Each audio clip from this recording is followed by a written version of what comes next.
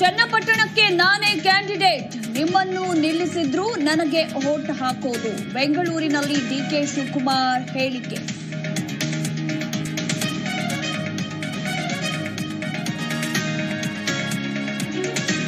CM ವಿರುದ್ಧ ಪ್ರಾಸಿಕ್ಯೂಷನ್ಗೆ ಅನುಮತಿ ವಿಚಾರ, ನ್ಯಾಯ ಸಿಗದಿದ್ರೆ ರಾಷ್ಟ್ರಪತಿಗಳ ಮೊರೆ. ಗವರ್ನರ್ ವಿರುದ್ಧ ಕಾನೂನು ಹೋರಾಟ ಎಂದ ಪರಮೇಶ್ವರ್.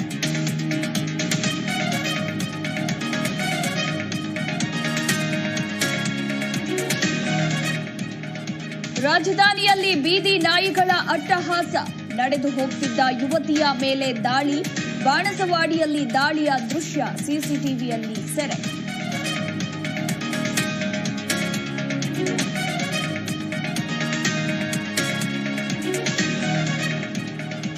ಯಡಿಯೂರಪ್ಪ ವಿರುದ್ಧ ಪೋಕ್ಸೋ ಪ್ರಕರಣ, ಸೆಪ್ಟೆಂಬರ್ 5ಕ್ಕೆ ಅರ್ಜಿ ವಿಚಾರಣೆ ಮುಂದೂಡಿಕೆ, ಮಧ್ಯಂತರ ಆದೇಶ ಮುಂದುವರಿಸಿದ ಹೈಕೋರ್ಟ್.